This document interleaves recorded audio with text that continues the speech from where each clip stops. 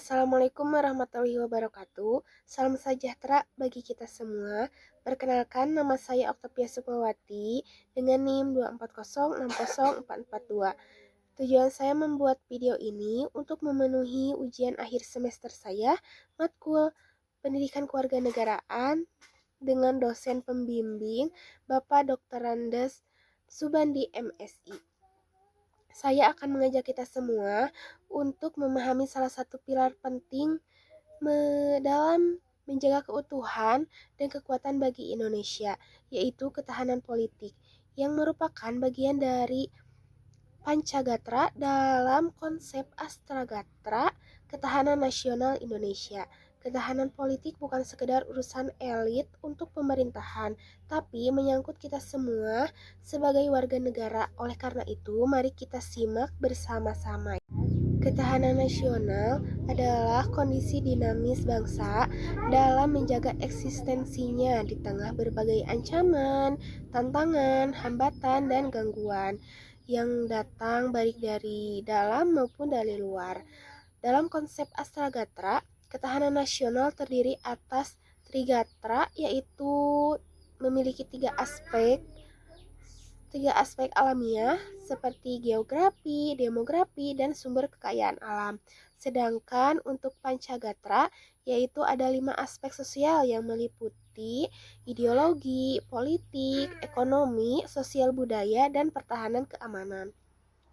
Fokus utama kita adalah pada ketahanan politik, yaitu kemampuan sistem politik nasional dalam menciptakan stabilitas, keadilan, partisipasi publik, serta menjaga kedaulatan dan integritas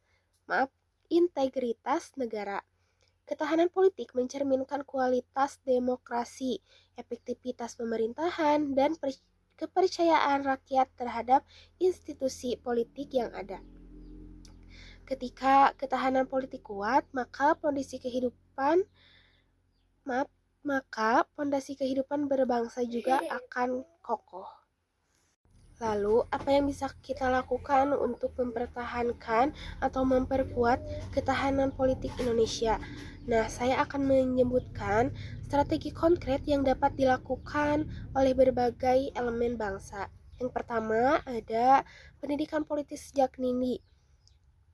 Pendidikan kewarganegaraan dan literasi politik perlu ditanamkan sejak bangku sekolah agar generasi muda memahami hak dan kewajiban politiknya dengan baik. Mahasiswa pun perlu diarahkan untuk aktif secara sehat dalam demokrasi, bukan hanya lewat demonstrasi tapi juga dialog dan kajian. Lalu yang kedua, reformasi kelembagaan politik seperti KPU, Bawaslu, partai politik, dan DPR perlu dibenahi secara internal agar transparan, profesional, dan berpihak pada kepentingan rakyat, bukan hanya golongan saja. Lalu yang ketiga, ada pemilu yang bersih dan adil. Seperti pemilu harus dijauhkan dari politik uang, manipulasi data, atau intimidasi. Dengan begitu, hasil pemilu mencerminkan aspirasi rakyat yang sejati. Lalu yang selanjutnya, literasi digital dan etika bermedia. Masyarakat perlu dibekali kemampuan untuk memilih informasi, menggali hoaks, dan melawan ujaran kebencian. Kampanye edukatif melalui media sosial secara efektif. Lalu, terutama, ini jika melibatkan influencer atau tokoh muda yang berpengaruh. Lalu yang terakhir, membangun budaya politik yang sehat. Budaya politik partisipatif, terbuka, dan dialogis perlu dikembangkan, menggantikan budaya politik transaksional atau otoriter yang masih tersisa di bagian wilayah. Baik, jadi ketahanan politik adalah salah satu kunci utama agar bangsa ini tetap berdiri kokoh di tengah tantangan zaman yang terus berubah. Tanpa ketahanan politik yang kuat, pembangunan dan kemajuan bangsa akan rapuh dan mudah digoyahkan.